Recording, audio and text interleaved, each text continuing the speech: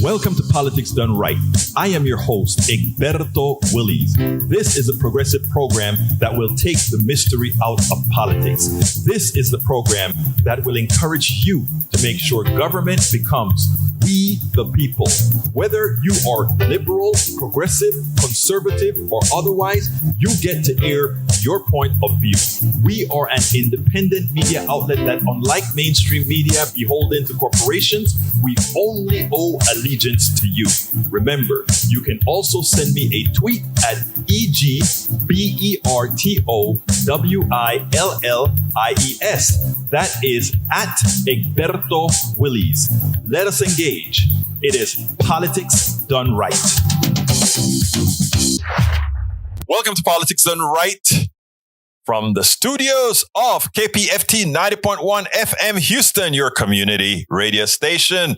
We have a great program for you today. Check this out. We have a great show for you today. Do remember, we are in fund drive right now, but you are still getting yourself a great program that we work at putting together for you. Some that you may know on a small level, some that you may not know at all.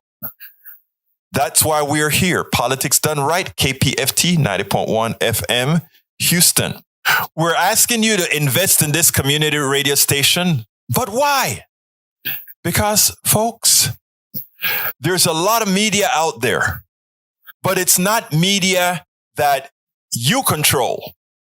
It's not media that has your interests at hand. When we're talking about community radio, when we're talking about this community radio station, KPFT 90.1 FM, we're talking about a station that is solely funded by whom? You. And if it is funded by you, our loyalty is to you.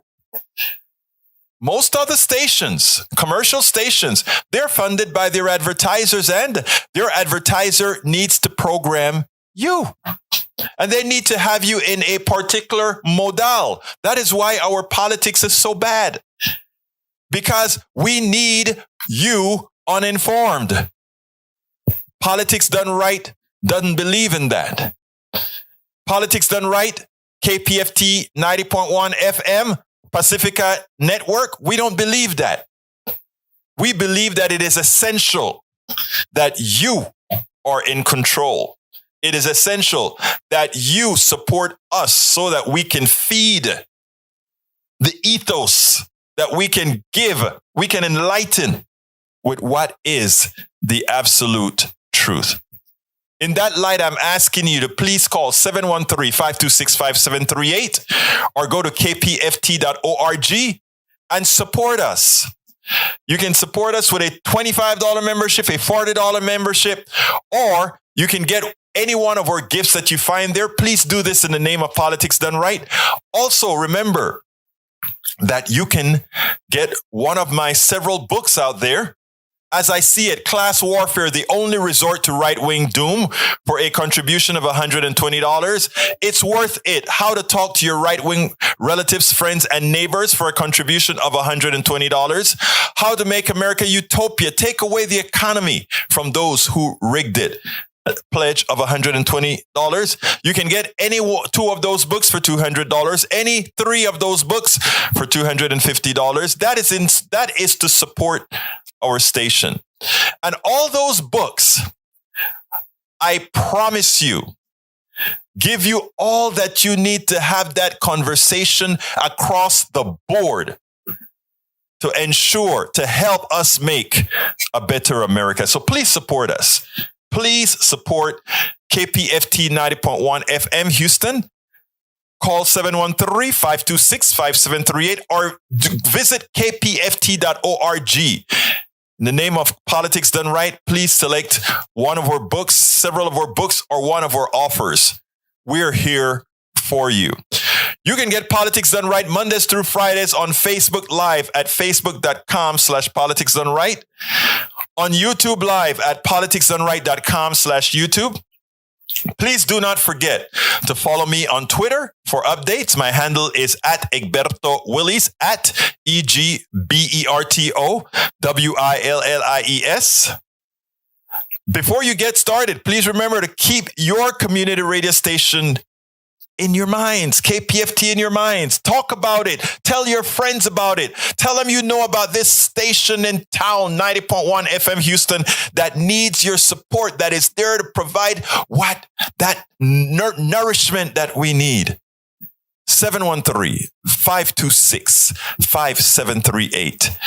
KPFT.org. Visit us online. Contribute online. KPFT 90.1 FM. You can visit us at kpft.org. We have a great program for you today. Topics. Title 1. Katie Porter points out these are Biden's bills. Progressives, be clear. 2 bills are no bills. Representative Katie Porter never disappoints. As she explains the infrastructure bills, this is not the time for progressives to cave to failure. Title 2. Tim Danahey, a real wealth tax, a simple alternative to the minimum tax that most will love. Radio show host Tim Danahey sent me a note that gave me pause. If we could make sure all Americans understand this, we could force the hands of politicians on the wealth tax. Title 3. Linda Curtis, co-founder of the League of Independent Voters, wants a new coalition to force political change. Linda Curtis, co-founder of the League of Independent Voters of Texas, discusses the need for all Americans to come together beyond political parties to effect change. Folks, you can't have a better lineup than that, especially in these times. But you know what? Let's get busy. Look, progressives need to continue to push to do what's needed for the American people. Let's listen to Katie Porter, and then we'll take it on the other side. Congresswoman, what are you going to do Thursday? All along, Speaker Pelosi said you're going to have to link the 2 bills together. She's changed her tune. What are you going to do? How are you going to vote? Well, we can't decide how we're going to vote because we simply are not done with the negotiations. So I know it's difficult, it's challenging, it's nerve-wracking for all of us, but this is Congress doing its job. The House here has done its work. We've marked up these bills. We've had debates in committee. We've put our offer on the table, which is an offer that will make sure that we have a strong and stable economy that's globally competitive for years to come. And so the goal now here is to get the Senate to begin to negotiate. And once they start negotiating, then we can move forward and take both votes for the infrastructure bill and for the reconciliation bill. You've got $1 billion package in hand. If you don't sign that, if you walk away from it, it could end up costing Democrats the midterms and the next presidential election, which costs a whole lot more than what's in this $3.5 trillion package. Well, let's remember that infrastructure alone is not going to give the job creation that we need to have an economic recovery. About 90% of those infrastructure jobs will go to men, and these are good, important, high-paying jobs, and I support them. But if we want to continue to govern and lead, and we want to continue to support President Biden, then we need to pass the agenda that he ran on. And that is an agenda that means 2 free years of community college. It's an agenda that supports child care. It's an agenda that recognizes the crisis that senior care and elder care, home and community-based care is creating in this country, and it's dealing with climate change, and particularly with younger voters. If we don't do something that is urgent and really necessary on climate change, I don't think we'll see younger voters get out to the polls at all, much less to support, either party. So I think that we are doing the right thing here, which is we are in the crucible, we are having the conversations, the legislation is being negotiated, and that's how this process should work. What we need to see is the Senate coming to the table with a bill that they are comfortable supporting. Where are their 50 votes? Because we have the votes in the House for both the reconciliation bill and the infrastructure package. The Senate needs to tell us where they are, and then we can negotiate and we'll get them both done. Let's be clear. Let's be very clear. Progressives must not get rolled here. Too often, remember, Donald Trump got more votes in 2020 than Hillary Clinton got in 2016. Where did those votes come from? We got a whole bunch of poor people to vote. We promised them it would be different. We got a whole lot of young people to vote. We promised them it would be different. We got a lot of non-voters to vote. We promised them it would be different. In other words, these are people that think their vote doesn't matter. If we go along and do not force the hands to make sure that the policies that are passed, not the policies in the infrastructure bill, the policies in the infrastructure bill always supports the same kind of people. A lot of men, a lot of people that will get good jobs and so forth, but the people who need to be built up continue to be the antiseptic slaves in our society. It is time for us to stop that. It is time for us to reward those who actually do the work. It is time for us to reward everyone. These people came out and vote. So therefore, progressives should do one specific thing. 2 bills or no bill. And you say, well, if we don't get any bill, we will lose, the Democrats will lose the Senate, House, and the presidency in 24. You're right.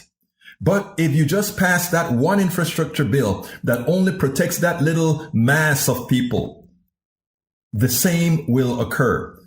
Everybody loses. So the thing about it is this, the only leverage progressives have is, do you want us all to grow together or we all fall together? And I tell you what, falling together is a threat more so to those who don't want to fall than to those who have constantly fallen and fallen and fallen. 2 bills or no bill? I have a special guest, a guy that I really, really love. We go back a long time. Tim Danahey is the host of the Tim Danahey Show, a thought-provoking program that is currently on hiatus. We can't wait to get some form of that show back. He is a former board of director member at the Coffee Party USA. While both Tim and I share the similar values, our differences usually lends itself to great discussion and enhancements of both our beliefs. Tim is one of my most ardent supporters. Tim Danahey, how are you doing today? I am doing well. It's a thrill to be on the show, Egberto. You're a good man, and the country needs more people like you. Well, thank you, my brother. Let me tell you something. This morning, I'm going through my paperwork and not paperwork, and nobody does paperwork anymore, my stuff online, and bing, my email rang. And it starts out this way. Dude, I was playing with wealth tax numbers on the back of scrap paper and wanted to spark some thoughts for you. But first, I want to make 2 statements. I'm not a credible source or economist. That's a false statement. I presume to get rid of the U.S. tax code in this little note. And I continued reading because I wasn't sure what you're going to talk about. So I'm going to ask you to do one thing for me. First of all, will you please read the rest of what you sent me? I think it's prescient. I'm happy to do that, Egberto, but I'm going to do it. It's more like a bullet point presentation, but I said that the U.S. household wealth in 2019 was $96 trillion. And in 2020, it was $130 trillion. Now, there's no test on this. We're not going to be asking about it, but it went up, increased by $34 trillion in 1 year. And then I also put in Jeff Bezos' net wealth. It was $177 billion in 2019, $189 billion in 2020. It went up $12 billion. And the U.S. federal budget is $4.9 trillion this year, 2021. And my contention was, if we tax the wealth at 10%, of the increase in wealth at 10%, and the ending net wealth, what Bezos owns, at 2%, we would have collected $6.2 trillion in taxes. And we'd have a $1.3 trillion surplus. And just to get it down to a top 10 or 20% level, whatever, I don't know where this economic slot occurs, but suppose someone made $100,000 in 2020 and their household wealth was 200,000. You have a house, you have property, maybe a little bit saved away. And it was 170,000 the prior year, and you had increase. What I'm trying to get to in all of this, Egberto, is the average household wealth tax would be 7,000, which is less than half of what the statutory income tax rate would be. Bezos, on the other hand, would pay a wealth tax of $5 billion, and he paid nothing. And so the difference, Bezos would still have 182 billion instead of 100. He'd still be an incredibly wealthy man. But instead, because we have an income tax, Bezos paid no money in 2020 effectively. And we have a $1 trillion deficit in the United States. I won't go any more because, you can put up with about 30 seconds of numbers and then it starts to lose. But I'm hoping that it presents a concept maybe we should be considering a little bit more actively than we have. Okay, let me just take that one step further. That is what we do on that first year. But what's interesting is what you're talking about is every year you tax the increase in wealth. You didn't say you tax all wealth. You said you tax the increase in wealth. Did I understand that correctly? I would tax this discussion. Of course, economists need to massage it. I would tax the increase at 10%. Right. Bezos gets to keep 90% of it. We all get to keep 90% of it. The increase we tax at 10%, but I would tax 2%. And so Bezos has yachts, he has investments, he has property, percent tax on it every year. And so 98% of it would be untaxed, essentially. So if we just changed our thinking, got rid of the income tax and come up with some sort of wealth tax, it might be more proportional than what we're doing right now and perhaps be simpler and have more equity. You're so right. I was the keynote speaker at the American Equity Union a couple of days ago. And I was bringing up the concept about how much money do you need and who really earned the wealth that people have. In other words, Jeff Bezos is worth $189 billion, as you spoke about. But where did that really come from? Did Bezos really do the kind of effort and work to do that? And my contention was that it's an economic system that rewards a certain manipulation of capital that allows one to amass that amount of wealth. And what you are saying, your proposal that you wrote about, was the perfect way to, I call it the perfect middle ground, if you will. And you're always a kind of a, not necessarily a middle ground guy, but somebody that is very pragmatic. And understanding that big gradients create problems. And if we want changes, it have to be changes that are palatable before somebody in effect goes crazy. So as it turns out, I was speaking to something about wealth and who really owns it. And I think if we spoke about the numbers as you speak about, and at the same time, we make the case, Americans have been indoctrinated. We've all been indoctrinated into believing that if I create a product, I have the infinite ability to capitalize on that product. But you know what, Tim, let's just use you and I as an example. Right now, I have this program, Politics Done Right. Suppose this program, some big corporation decided that they like this program. They wouldn't, but suppose they did and said they wanted to take it national.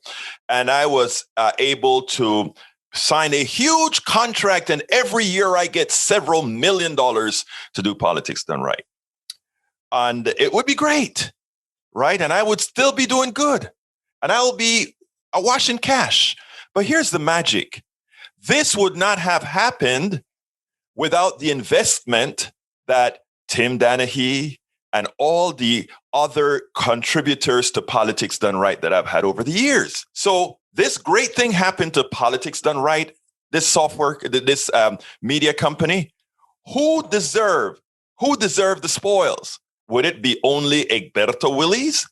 Absolutely not. But that is how our economic system works. And go ahead. Well, Elizabeth Warren made a point, which is valid, and I'm not quoting her exactly, but she said indirectly to billionaires. She said, "We educated your workers. We provide the roads that come to your business. We provide the defense of your assets. We regulate the safety of the power and utilities. You have fresh water coming to your facilities. You have reliable sources of power. We make sure that you are not scammed in the banking system." I'm elaborating on what she said. Right. But if you have $100 billion, that takes a lot of protecting, and it's not your own private police force is not going to do it. So there needs to be some sort of give back. And I know that, say, Fox News, as an example, might say, well, they are the makers and the takers or the creators and the whatever it might be. That's not really valid. You know that. And Egberto, I think you and I agree, we would never want to crush the entrepreneurial spirit. I would never, ever not want somebody to be paid for an idea that people want. I would never do that. But sometimes people get so caught in their activities and pursuits of making money, they forget who got them there. And we should never forget that. And so that's the reason, we should all contribute a little bit of taxes. No matter how little or how much is made, we're all part of something wonderful. And I think for someone like Bezos or Musk, or in this case, it was Buffett in the ProPublica article that was often cited, a lot of people got them there. Yes, they had an idea, but a lot of people have toiled. A lot of people have purchased the product. A lot of people have supported their infrastructure. Why can't they support ours?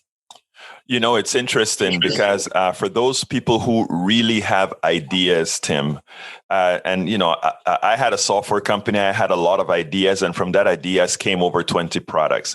And in the early days, when life was, at the time that I wasn't foolish enough to go ahead and do the kind of work I'm doing now, the income from these businesses was greater. But there's one interesting thing that folks don't realize. Those people with great ideas and those who want to continue with great ideas, the thing that drives them is not the money that one can get from great ideas.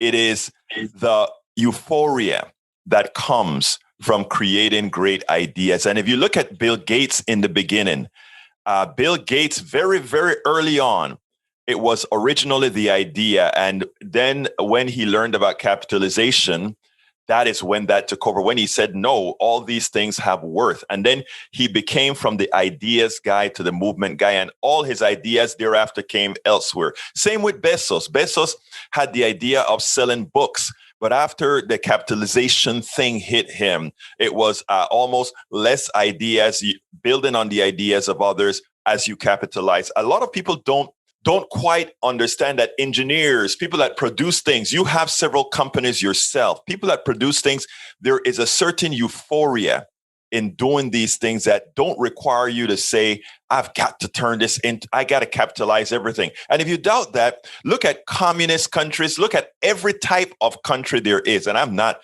a communist at all. But what I'm saying, look at every country that you can see out there. And individually, people innovate. I mean, they individually innovate. Now, capitalization of the innovation occurs best in America, but people innovate all around the world. Well, I believe David K.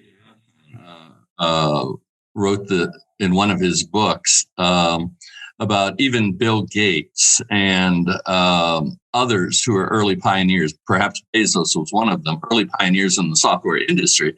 They all got help. whether it was free computer time at a land-grant university like University of Michigan, Right. whether it be wherever, they got help. Bill Gates got help from his father. Everybody got a little bit of a boost in the early days of software and computer development. We must not forget what leads us to our success, what started us. And ultimately, I think that leads to more success. To be able to sustain, encourage, share, and reward that energy leads to more energy. Yes. And so I'm happy Bezos is making a lot of money, but he's doing it on the backs of a lot of distribution workers who are broken. Yes. And the solution is not Zen rooms that show company videos, booths that show company videos to give a person a 30-second break. There needs to be a better way of doing this. Egberto, you and I both support capitalism, but capitalism to an excess is as bad as communism to an excess. No system is without its own seeds of destruction. And so the humanity is lacking in capitalism, but I might also offer that sometimes we lose sight of the humanity in running a business too. That's the magic. I think we're missing something. If Henry Ford did this, everybody says he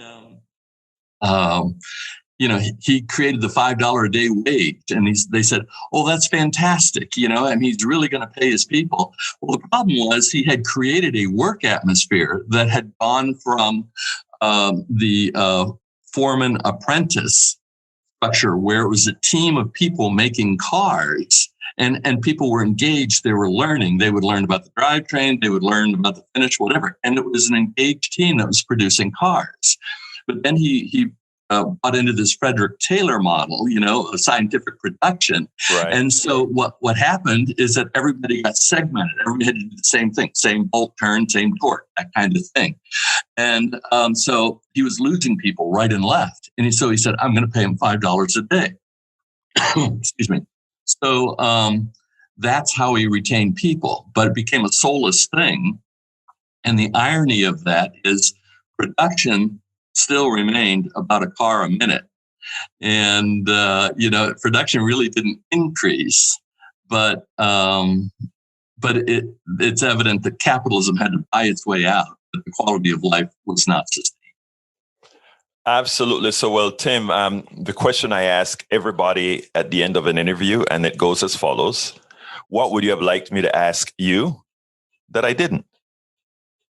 I would like you to ask me why you're not national, Egberto. I mean, a quality man like you that has an open forum that encourages diversity of thought. You share these ideas. It's a disservice that you are not a national broadcaster. That would be the question that you should ask me. And what can I do to help you? Say, Tim, what can you do to help me become a national guy? I can tell you, I can extol your praises and say, if ever a man deserved it, it would be you. You are so kind. And let me just say one thing, grassroots, I am happy to keep moving one step at a time and growing slowly. Slow growth is a good thing.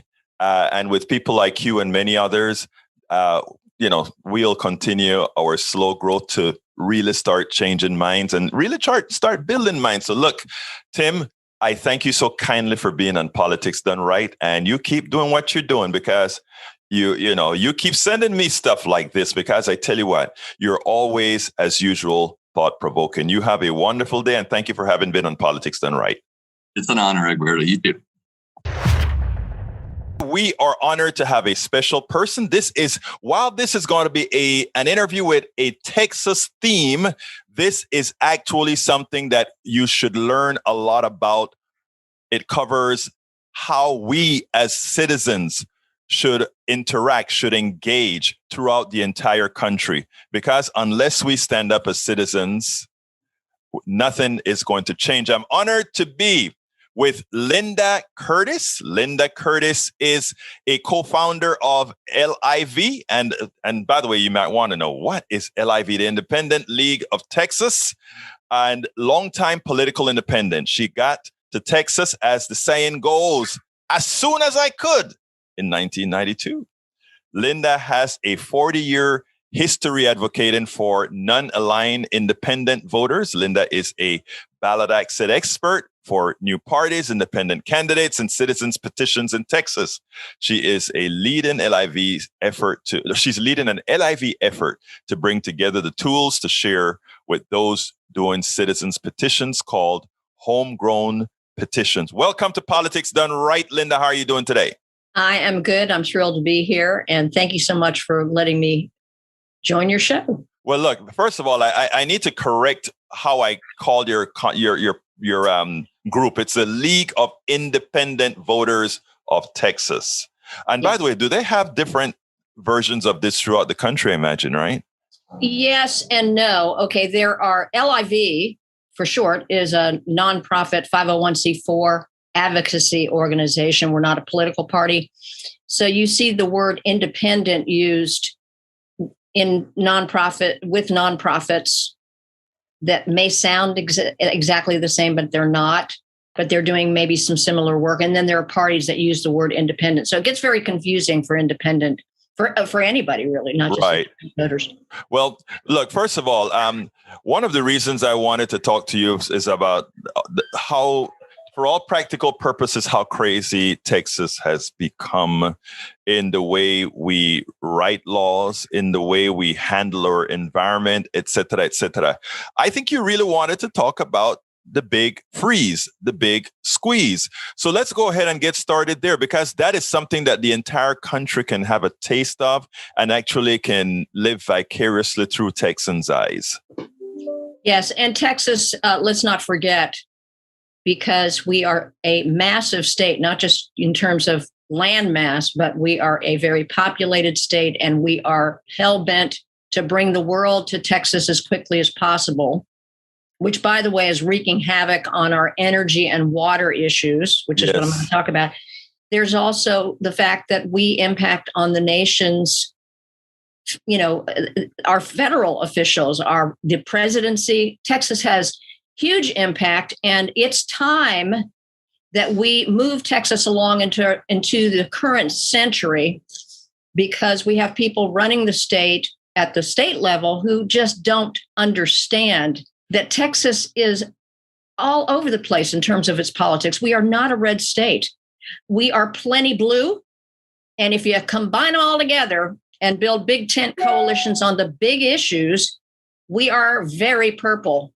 Now, I want to stress that I want to sort of put some emphasis on that, because there's a fallacy around that. People tend to believe because we always have our statewide leaders red. We have to remember, in the Ann Richards day, that it was really pretty much the opposite. But we got caught up into a certain type of politics that brought us here, and none for the better. So why don't you continue where you're coming from?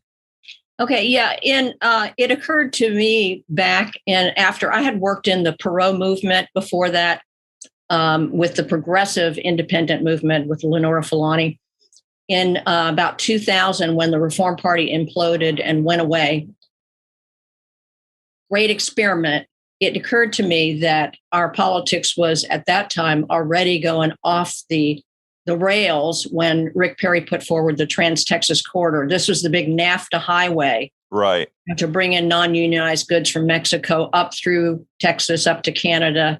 And we all got together here in Texas, from the far right to the far left and all points in between. And we busted the corridor. It took us about 5 years, but that's what we did. And in that work, I realized, hey, you know what? Sometimes there are issues that just are too big for any political party, any one faction, even within or but in a party, to handle. So we developed the League of Independent Voters after that, as a big tent coalition on the big ticket items like energy and water. I can go into the big freeze when you're ready, but go ahead. Yeah, well, let's go ahead and tell me, what do you intend to, what are these big things that you want to accomplish? And you may want to start with the fiasco that we had and how your work would have impacted or should in the long run impact it. Yeah, I want to make sure that all of your viewers know about BuzzFeed's dynamic release exposed 2 days ago. They exposed that the reports of the deaths from the February Storm Uri, we call it the big freeze here at LIV, was 4 to 5 times more than had been reported, approximately 700. And they go into copious detail because they did a real investigation of this. Why can I slightly curse the hell? Yes. Okay. Yes. Why in the hell the state of Texas didn't put together a commission to study this before they went smack dab into our legislative session, which happens every 2 years here for 6 months. That's how we do it in Texas.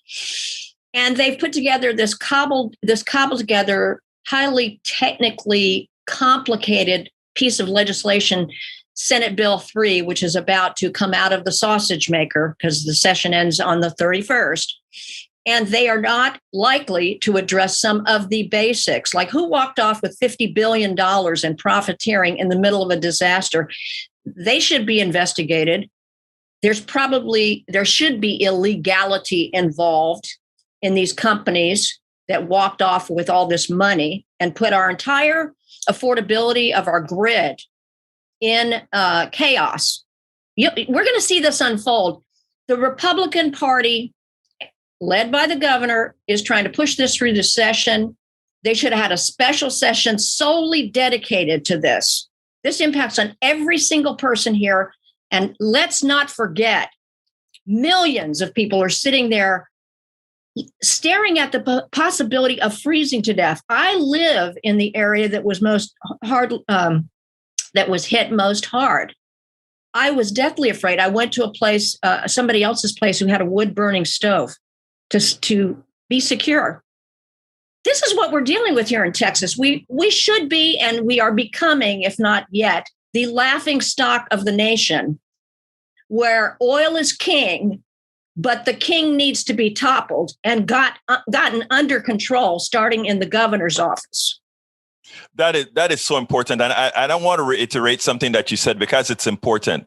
We did know analysis on the impact that the freeze had in Texas, which killed over 700 people, not the 100 or 200 that's been stated before. That is an important thing. That is more than most hurricanes, major storms have affected on Texas in a very long time. So we have to make sure that people understand that. Secondly, we have to let it be known that the Texas legislature has done nothing to mitigate the problem, to solve the problem of what occurred in the first place. Thirdly, and this is where we may have to have organizations like you all get deeper into the economic system proper. While you may believe that somebody did something illegal for in the way they profited from the storm, the reality is we gave them license to do that. Yes. In other words, we as the people who have created this economy, the people who have written the regulations, we allowed what occurred, that $50 billion windfall, we allowed it. So you can continue from there, but we have to go deeper than simply, let's go after these guys after the fact, because they will continue to win because we wrote the laws that allow them to do that. Yes. And we should be hard on ourselves because we do have the power. We've got 25 million people living here in Texas, last time I checked, but we don't really have the organizational tools. So one of the things that we need, I believe, is a big tent coalition to bring people together who disagree on many, many things, that understand that we can't survive without affordable energy and safe energy in Texas or anywhere. And we can't live without water. which also got raised during the big freeze. I want to talk about that just a tad here, but understand that we're not the only tool that's needed in the tool shed. The big tent issue-oriented advocacy group like LIV, for example. I believe we need a multi-party system so that the people who are fighting within these parties right now have somewhere else to go. When the party establishments in the Democratic and Republican parties don't yield on certain issues, I believe the big tent issues, there needs to be another place for, I believe strongly, progressive Democrats. You can keep working inside the Democratic Party, but what about a progressive party that's in place in Texas to go to allow people to advocate and push from the outside, not just the inside? So if you want to comment on that, I'll take a breath, or otherwise I want to talk about water. Yeah, I want to comment on that first of all. And I think having... there are many progressive Republicans, you don't hear about them much because they're not allowed to be, that having that platform word they can use. And I think organizations like yours or organizations with your tenets is a good place to really prime them. In other words, bring them into the fold before they're able to make that leap into what they know they need to do and extricate themselves from the ills of their party. Yeah, I think I want to mention this book by Lee Drutman, who's a Democrat and a political scientist of great intellect. It's called Breaking the Two-Party Doom Loop. And people across the country who are thinking about independent politics are reading this, and really this is getting around town. It was published in December 2019. And he basically talks about how the Republicans and Democrats have become fully sorted, right? So you don't have that overlap where right. there is moderation, so-called. That's a whole discussion. I'm not sure I agree with everything that Drutman lays out, but I think he's way smarter than I am. Anyway, the bottom line is when you have them fully sorted and one of them has gone off the rails, the GOP, let's face it, they have gone off the rails. I want to stop you right there because I believe what you just said. They're off the rails. Why are so many rank and file Republicans going off the rail with them? Because it's all about no other place to go. And, they're always focused on the next election. And if they're officials, that's the reality. I think this is going to change real soon, sooner than you might even believe. But I'm going to leave that for the news, hopefully real soon. But I do want to say that in terms of what's happened to the GOP, Abbott is going to be opposed by a hard right, former state senator Don Huffines, who has a boatload of money. Mm-hmm. He's a big real estate guy. I don't see progressive Republicans or centrist Republicans having a place in the GOP. They're going to have to figure out what they're going to do. But this is already splitting, inside the parties, and I think this is going to continue. So what do we do as citizens?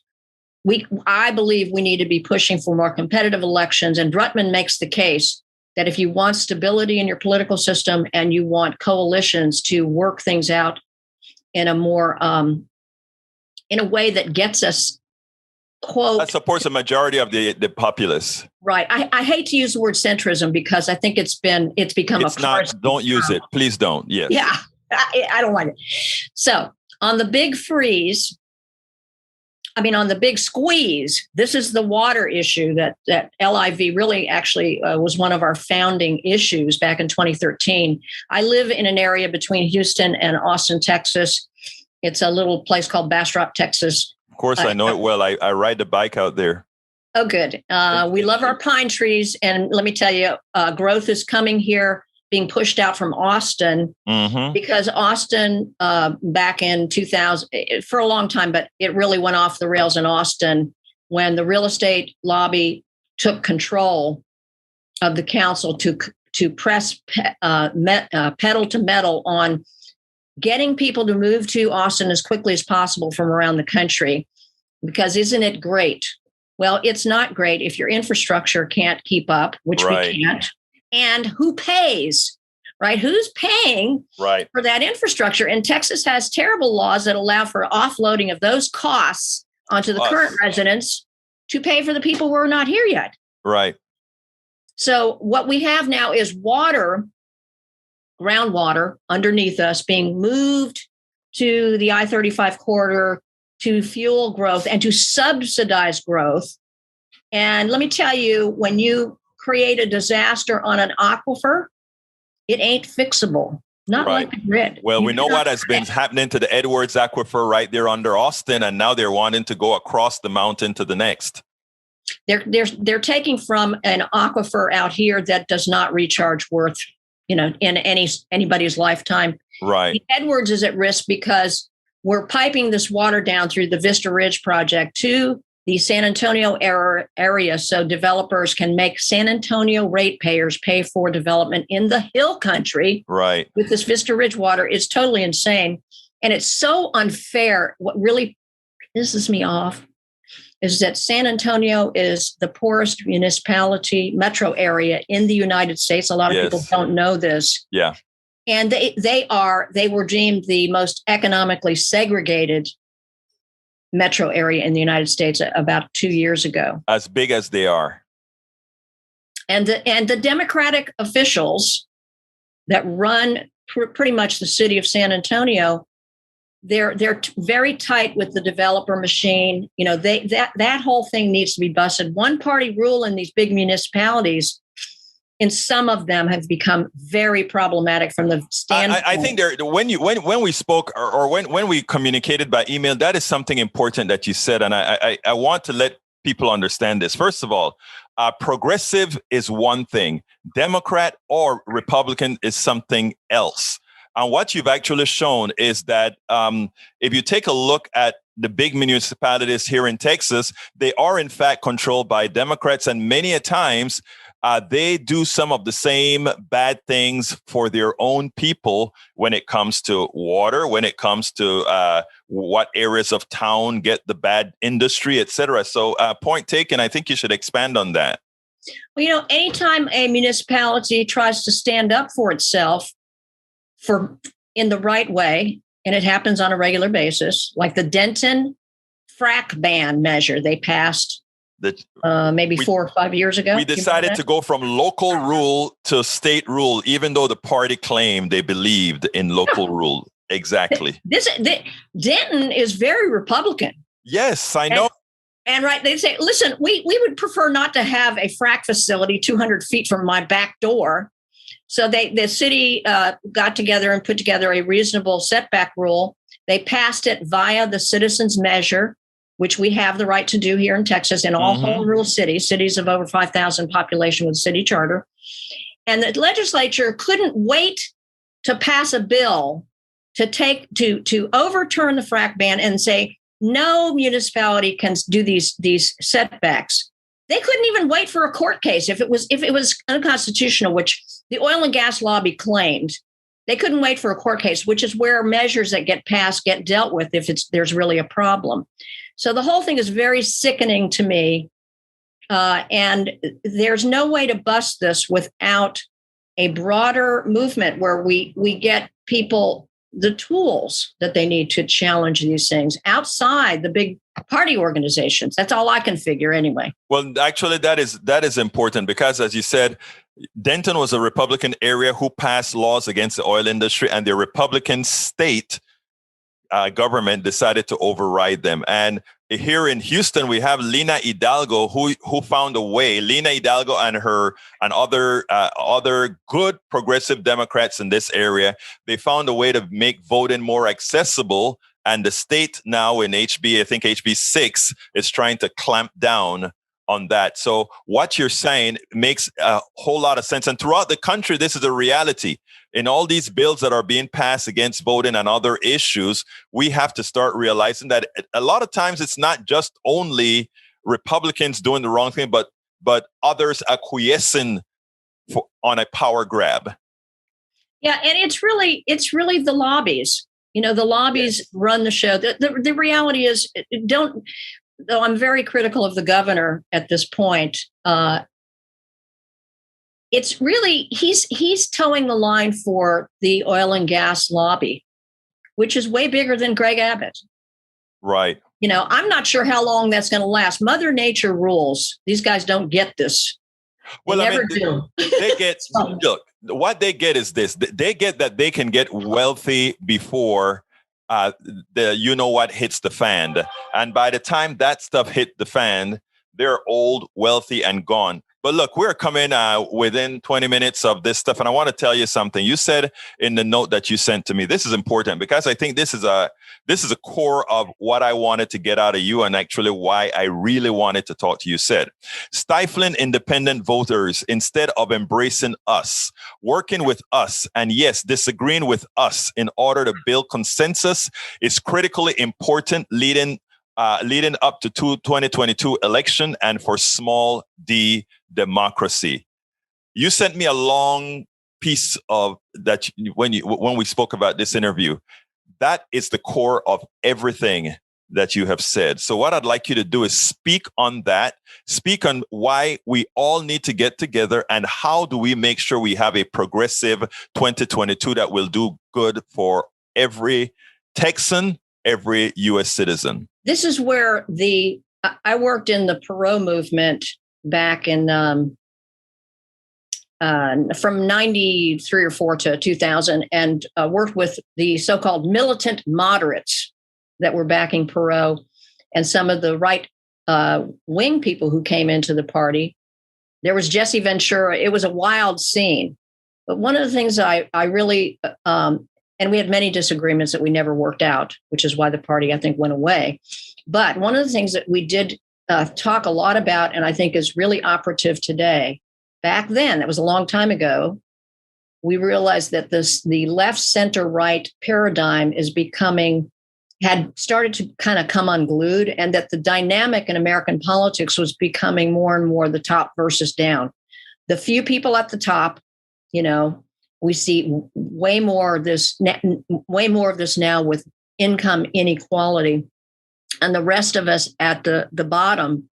And to the extent that the parties keep us divided and not looking at the economic imperatives of a changing political dynamic, we will be left by the wayside.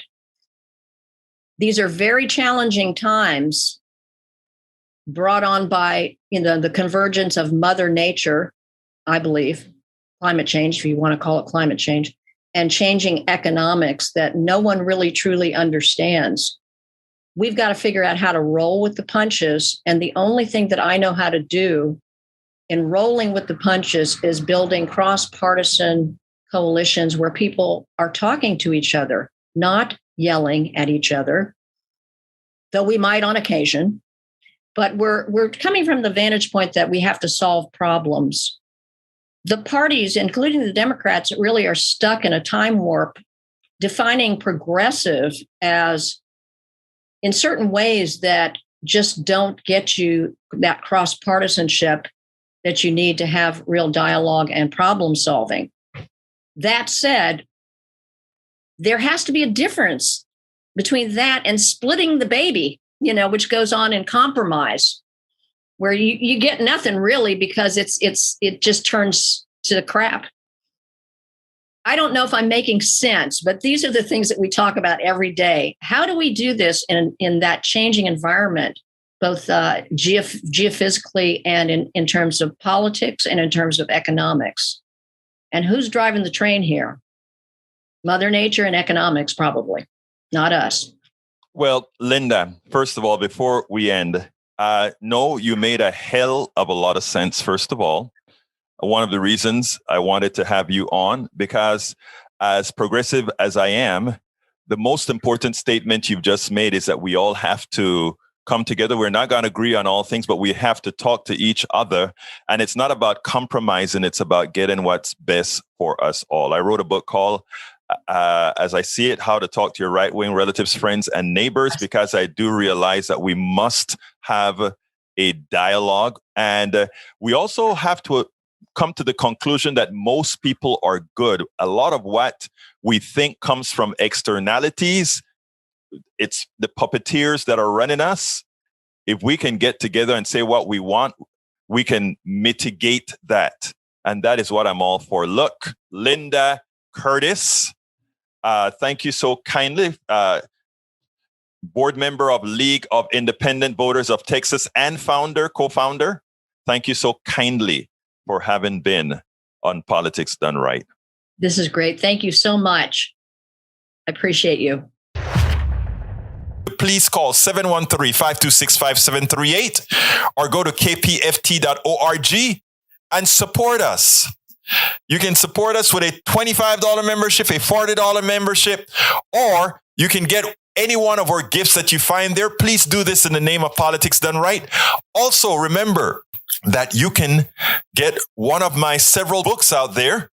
As I see it, Class Warfare, the only resort to right-wing doom, for a contribution of $120. It's worth it. How to talk to your right-wing relatives, friends, and neighbors for a contribution of $120. How to make America utopia. Take away the economy from those who rigged it. A pledge of $120. You can get any two of those books for $200. Any three of those books for $250. That is to support our station. And all those books, I promise you, give you all that you need to have that conversation across the board to ensure, to help us make a better America. So please support us. Please support KPFT 90.1 FM Houston. Call 713-526-5738 or visit kpft.org. Hey, folks, we are at the end of the program. I hope you enjoyed what we had to offer. We will continue to give you fresh data, fresh programming every single week from Politics Done Right. My name is Egberto Willies. This is Politics Done Right. And you know how I end this baby. I am what?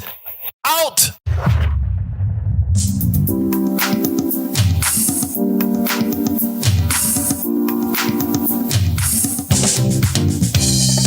Welcome to Politics Done Right. I am your host, Egberto Willies.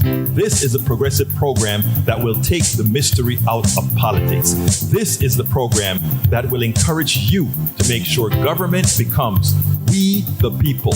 Whether you are liberal, progressive, conservative, or otherwise, you get to air your point of view.